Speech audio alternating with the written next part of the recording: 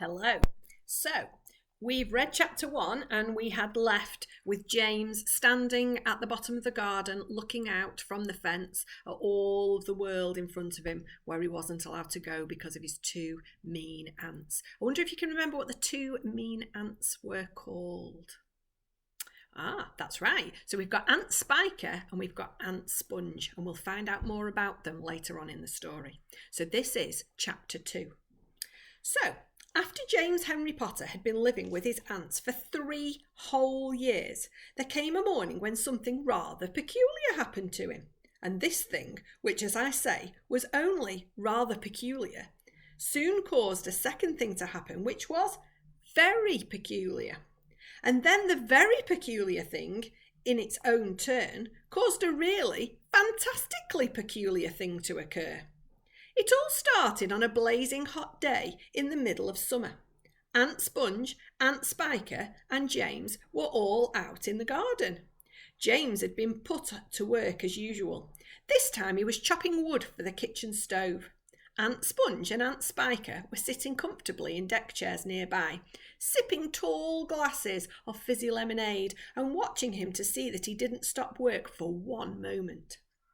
Aunt Sponge was enormously fat and very short. She had small piggy eyes, a sunken mouth, and one of those white flabby faces that looked exactly as though it had been boiled. She was like a great white, soggy, overboiled cabbage. Aunt Spiker, on the other hand, was lean and tall and bony, and she wore steel-rimmed spectacles that fixed onto the end of her nose with a clip. She had a screeching voice and long, wet, narrow lips, and whenever she got angry or excited, little flecks of spit would come shooting out of her mouth as she talked. And there they sat, these two ghastly hags, sipping their drinks, and every now and again screaming at James to chop faster and faster. They also talked about themselves, each one saying how beautiful she thought she was. Let's see if you think they're beautiful. So we've got Aunt Sponge and we've got Aunt Spiker. Aunt Sponge had a long-handled mirror on her lap, and she kept picking it up and gazing at her own hideous face. "I look and smell," Aunt Sponge declared, "as lovely as a rose. Just feast your eyes upon my face, observe my sharply nose. Behold my heavenly silky looks, and if I take off both my socks, you'll see my dainty toes. But don't forget," Aunt Spiker cried, "how much your tummy shows." Aunt Sponge went red. Aunt Spiker said, "My sweet, you cannot win.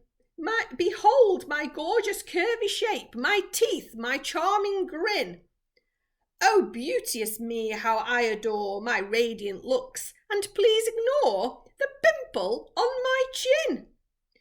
"My dear Aunt Trout," Aunt Sponge cried out, "you're only bones and skin. Such loveliness as I possess can only truly shine in Hollywood," Aunt Sponge declared. "Oh, wouldn't that be fine? I'd capture all the nation's hearts, they'd give me all the leading parts, the stars would all resign." "I'd think you'd make a lovely Frankenstein," said Aunt Spiker. Poor James was still slaving away at the chopping block. The heat was terrible. He was sweating all over. His arm was aching. The chopper was a large, blunt thing, far too heavy for a small boy to use. And as he worked, James began thinking about all the other children in the world that might be doing what they might be doing at this moment. Some would be riding tricycles in their gardens. Some would be walking in cool woods and picking bunches of wild flowers, and all the little friends who he used to know would be down by the seaside playing in the wet sand and splashing around in the water. Great tears began oozing out of James's eyes and rolling down his cheeks. There he is. He looks so sad. He stopped working and leaned against the chopping block, overwhelmed by his own unhappiness. "What's the matter with you?" Aunt Spiker screeched, glaring at him over the top of her steel spectacles. James began to cry. "Oh, Drop that immediately and get on with your work, you nasty little beast, Aunt Sponge ordered. Oh, Aunt Sponge, James cried out, and Auntie Spiker, couldn't we all please, just for once, go to the seaside on the bus? It isn't very far and I feel so hot and awful and so lonely.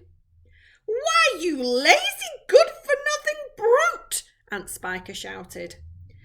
Beat him, cried Aunt Sponge. I certainly will, Aunt Spiker snapped. She glared at James, and James looked back at her with his large, frightened eyes.